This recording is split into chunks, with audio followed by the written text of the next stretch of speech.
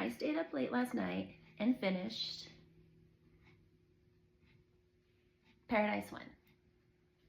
It is a sci-fi, out in space, maybe aliens type book. I wanted to read it because I had read a previous trilogy of David Wellington's Monster Island, maybe 10 years ago, but it was good. And the summary of this book was kind of giving Event Horizon vibes. So I'm like, yeah, I think you can do this. This is book 1 of a trilogy, apparently. I thought it was a duology, but I hear there's a 3rd book coming out by next year sometime. So I've got that looking forward to.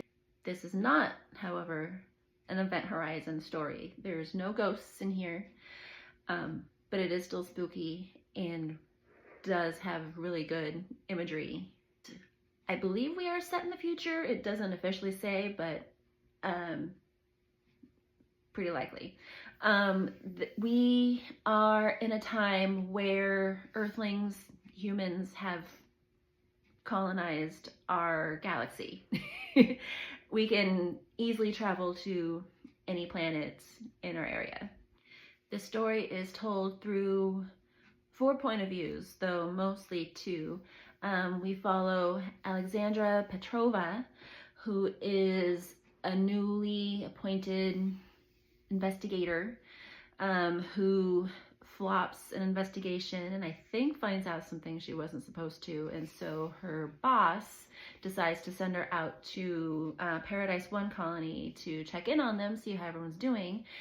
And since she has been trying to follow in her mom's footsteps anyway, and her mom is out there, she's like, just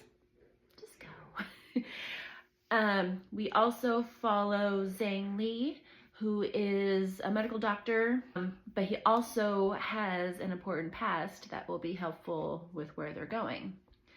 We also follow along with their pilots, Sam Parker, who happened to have had a quick fling with Alexandra about 6 years ago. Anyways, we also follow this wonderfully sarcastic robot named Rapscallion, whose humor is greatly appreciated because, you know, there's, I think, some space realism in here. You know, space is not comfy. It's scary. And there's a lot of high stakes. You hit high stakes before you even hit page 100. Like, it's just like often going. The pace is kept throughout this whole book.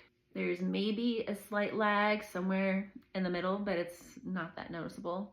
But it's still interesting to read. So it doesn't hurt you, I promise. And also for space realism, I appreciated how David Wellington talked about how living on different planets affects the human body. You know, because they'll be meeting humans from other planets and talk about, you know, the differences, like this person's a little longer, this person's a little, you know, skinnier, this person's a little more pale, there's not as much muscle mass, you know, there's like all these things, like, oh, this person's from Earth, so yeah, of course they're gonna be really healthy. But I appreciate it, you know, because that would be the case, you know, it would affect you differently depending on what planet you're on. So yes, if you enjoy stories out in space, if you like robots, if you like humor, if you like the idea of maybe aliens, definitely give this a shot.